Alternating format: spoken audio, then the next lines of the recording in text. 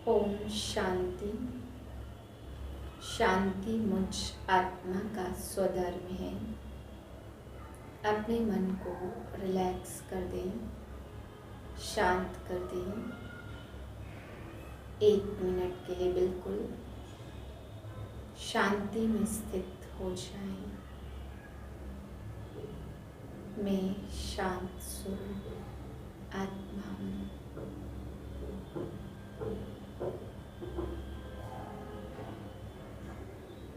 8/7/2023 के महावाक्य। आज बाबा हम बच्चों को समझाते कि इस ड्रामा में सबसे रहस्य की बात यही है। बाबा कहते कि बाप के बनते हैं और फिर आश्चर्यवत भागंती हो जाते हैं। विजय माला में आने वाले भी भागंती हो जाते, जिनको शुरू में बाबा 3-4 नंबर में रखते थे वो भी भागंती हो गए। फिर बाबा आज हम बच्चों को समझा रहे, जैसे धर्म के गुरु की गोद लेते हैं, वल्लभाचार्य की गोद में जाते हैं, ऐसे बाबा कहते तुम बच्चों को मुझ बाप ने गोद लिया है। तुम ब्रह्मा बाप के द्वारा मुझ शिव बाप की गोद के बच्चे बने हो। अब तुम गोद में आए हो तो तुम्हें बाप से वर्षा लेना है। फिर बाबा श्री कृष्ण के लिए समझाते हैं कि सारी बातें उनको बोल करके उनकी सारी बदनामी बाबा कहते श्री कृष्ण के लिए लगा दी है। बाबा कहते श्री कृष्ण ने चीर हरे ये किया वो किया। 16 कला संपूर्ण श्री कृष्ण को न जानने के कारण बहुत सारी बदनामी की है। बाप कहते श्री कृष्ण ऐसे चरित्र उनके नहीं होते हैं, वो तो संपूर्ण निर्विकारी 16 कला संपूर्ण आत्मा है। फिर बाबा समझा रहे कि जटाएं खुली हुई दिखाते ऋषि की, द्रौपदी के भी बाल खुले हुए दिखाते।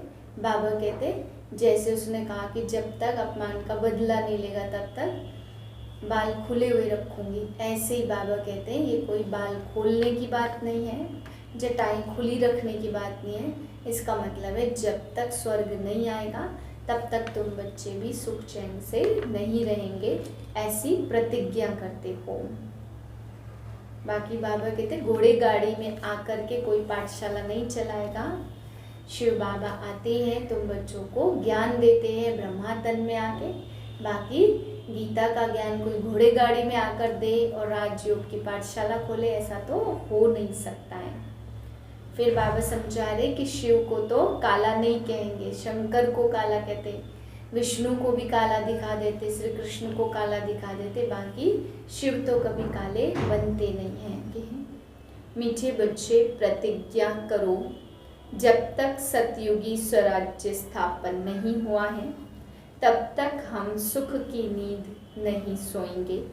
पवित्र बनकर सबको पवित्र बनाएंगे। प्रश्न है ड्रामा में कौन सी मौत होना भी जैसे संगम युग की रस्म है। उत्तर है विजय माला में आने का पुरुषार्थ करने वाले अच्छे अच्छे बच्चे भी आश्चर्यवत सुनंती कथनती और फिर भागंती हो जाते और मर जाते। ऐसी मौत भी संगम युग की जैसे रस्म बन गई है। श्रीमत पर न चलने से माया हरा देती, बाप का बनकर हाथ छोड़ा तो गोया मर गया। तकदीर पर लकीर लग जाती है। गीत है दर पे आए हैं कसम लेके, जान हथेली पर है सुन ले, हम न जाएंगे। ओम शांति। मीठे मीठे जीते जी मरने वाले बच्चों ने यह गीत सुना। जो जीते जी कुर्बान हो गए सब तो कुर्बान नहीं गए। नंबरवार पुरुषार्थ अनुसार जीते जी मरते हैं। जब कोई गोद में लेते या एडॉप्ट करते तो एक परिवार को छोड़कर दूसरे परिवार का बनते। बच्चे जानते हम आसुरी परिवार से मरकर अभी ईश्वरीय परिवार के बने हैं। ईश्वर ने आकर गोद लिया है। अज्ञान काल में कोई ईश्वर की गोद नहीं लेते, धर्म के गुरु की गोद ले लेते।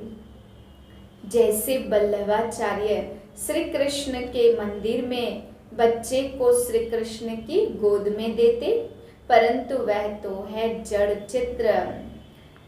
इब्राहिम क्राइस्ट फिर कब होकर गए कब आएंगे, यह सिर्फ तुम बच्चे जानते हो, यहाँ तुम बाप की गोद में आए, मृत्युलोक से अमरलोक, दुर्गति से सदगति में ले जाने वाला मनुष्य मात्र का सदगति दाता एक ही है।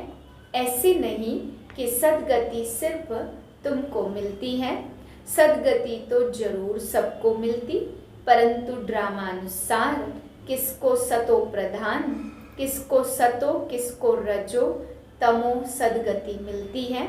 बल तमो में आते हैं तो भी पहले आने से दुख नहीं भोगते, पहले सुख जरूर भोगना है। बाप कहते सदगति दाता पतित पावन मैं एक ही हूँ। पहले पहले जो आत्माएं आती हैं वह सुख भोगती और फिर दुख में आती। तुम भी नंबरवार पुरुषार्थ अनुसार पहले सतो प्रधान और फिर सतो रजो तमो में आते हो। तुम भी नंबरवार सदगति को पाते हो। मुख्य 8 दाने गिने जाते हैं। अब तुम सब हो द्रौपदियां, बाप के बने हो तो बाप को कभी छोड़ना नहीं, परंतु श्रीमत पर याद नहीं करते तो फिर माया हाथ छुड़ा देती। गोद तो ली, शुरू में चलते आए, अच्छे अच्छे बड़े मीठे बच्चे जिनको विजय माला में 3-4 नंबर में रखते थे, वह भी आश्चर्यवत भागंती हो गए। यह भी संगम युग की रस्म रिवाज है। आश्चर्यवत सुनंती कथंती मरंती, यह सब होता रहेगा।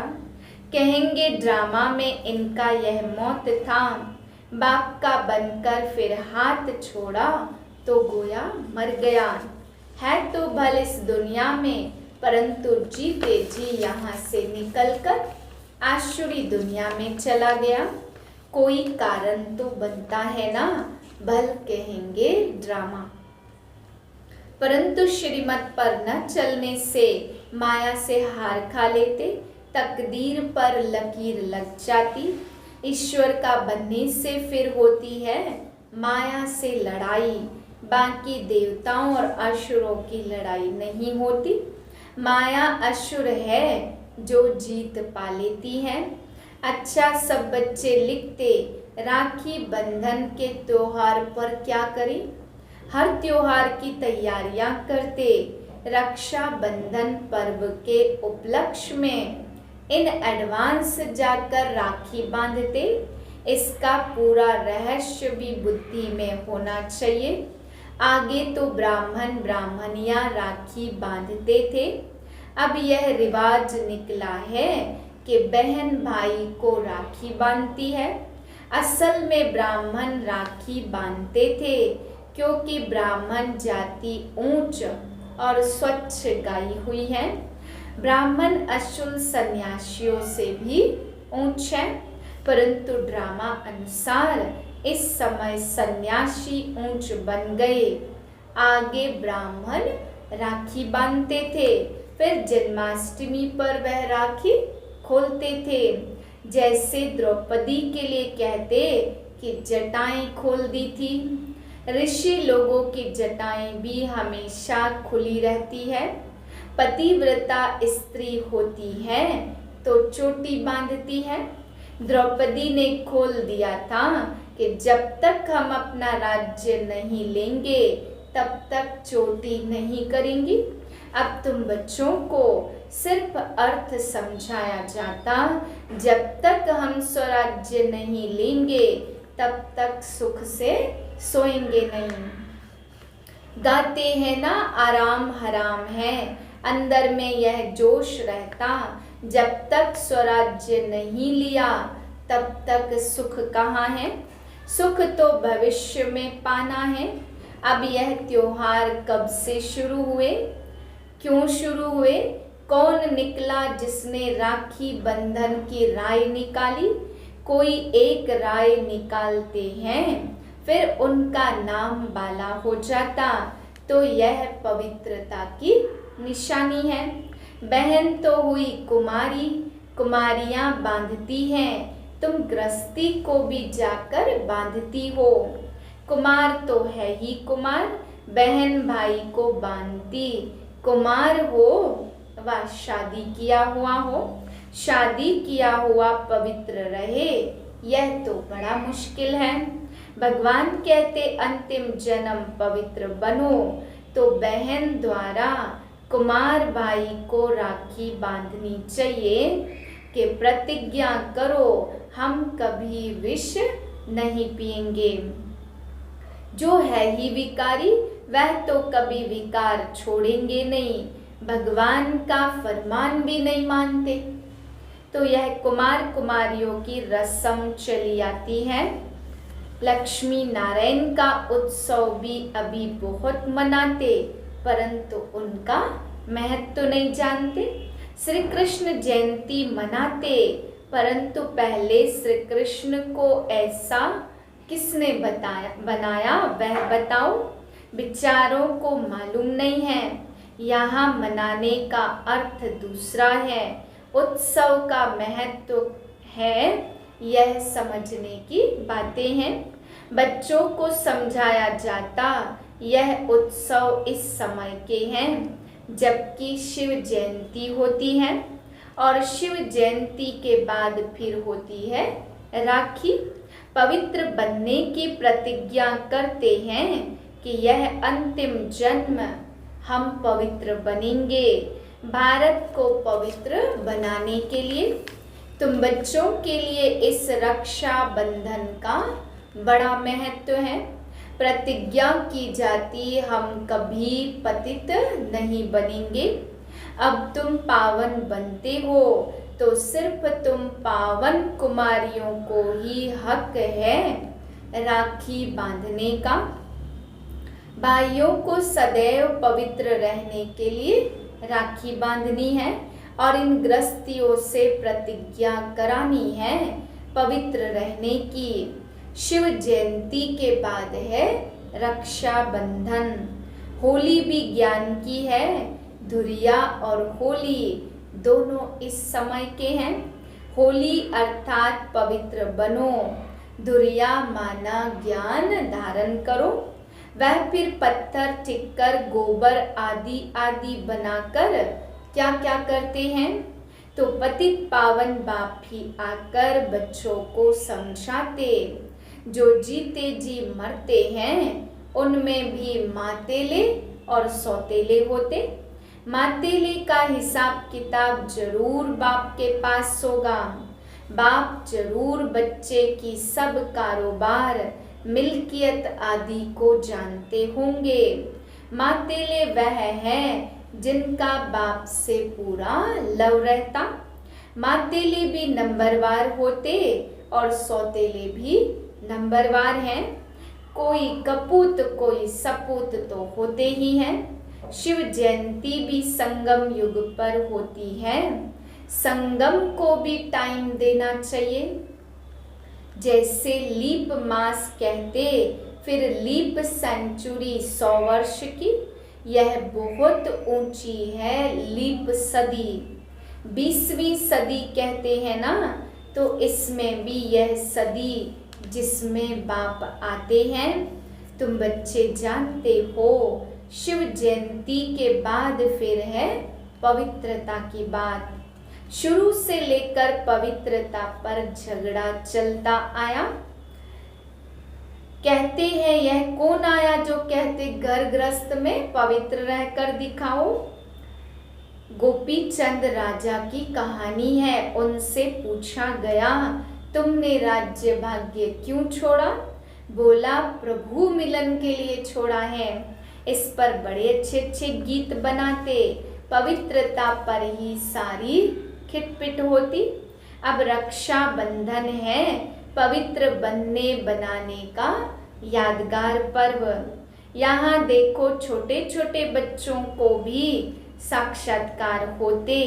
अब छोटे बच्चे ने क्या भक्ति की, बाबा ने झट उसको साक्षात्कार करा दिया, तो समझते थे जादू है। इसको कहा जाता शिव बाबा के चरित्र। एक दो को देखा ध्यान में चले गए। श्री कृष्ण सतयुग का प्रिंस, उसने चीर हरे यह किया। ऐसे चरित्र तो गाए भी नहीं जाते। दुनिया वाले समझते बरोबर श्री कृष्ण ने यह सब किया। घोड़े गाड़ी पर बैठ पाठशाला चलाई जाती है क्या? यह है राजयोग की पाठशाला। कहाँ उन्होंने युद्ध का मैदान दिखाया और कहाँ तुम्हारी यह युद्ध है।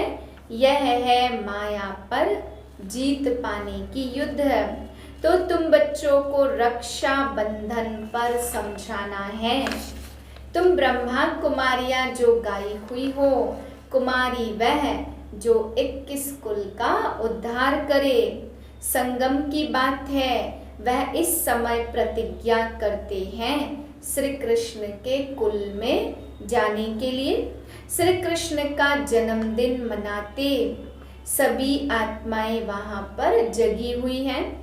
शिव बाबा स्वयं आकर बच्चों को कहते कि बच्चे अब पवित्र बनो, तुम आत्माएं मैली हो गई हो। सन्यासी तो कहते आत्मा निर्लेप है, इसलिए बहुत लोग कह देते अंडा मछली आदि खाने में कोई हर्जा नहीं।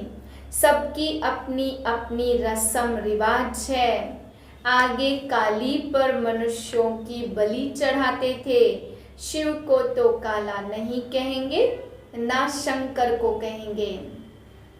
हाँ, ब्रह्मा और विष्णु के 2 रूप गोरे से काले बनते, यह सब बाप बैठ समझाते हैं। अच्छा, मीठे मीठे सिकिलधे बच्चों प्रति माता पिता बाप दादा का याद प्यार और गुड मॉर्निंग। रूहानी बाप की रूहानी बच्चों को नमस्ते। हम रूहानी बच्चों की रूहानी बाप को नमस्ते। धारणा के लिए है पहली पॉइंट, बाप से पूरा पूरा लव रख, मातेला बनना है। अपना पूरा समाचार बाप को देना है, कभी भी कपूत नहीं बनना। दूसरी पॉइंट, रक्षा बंधन का यथार्थ रहस्य बुद्धि में रख, पवित्र जरूर बनना है। माया से कभी हार नहीं खानी है। पवित्रता के बल से स्वराज्य लेने की प्रतिज्ञा करनी है। वरदान सदा मिलन के झूले में झूलने वाले तत्त्वम के वरदानी बाप समान भाव। जैसे बाप दादा आप मालिकों की आज्ञा को मानकर मिलन मनाने के लिए आते हैं, जी हाजिर का पाठ पढ़कर हाजिर हो जाते, ऐसे ही तत्त्वम अमृत वेले से लेकर दिन के समाप्ति तक धर्म और कर्म में बाप समान बनो तो सदा मिलन के झूले में झूलते रहेंगे। इस मिलन के झूले में रहने से प्रकृति और माया दोनों ही आपके झूले को झुलाने वाले दासी बन जाएंगे। सर्व खजाने आपके श्रेष्ठ झूले का श्रृंगार बन जाएंगे। स्लोगन है, सदा ब्रह्मा बाप की भुजाओं में समाये रहो तो सेफ्टी का अनुभव करेंगे। ओम शांति।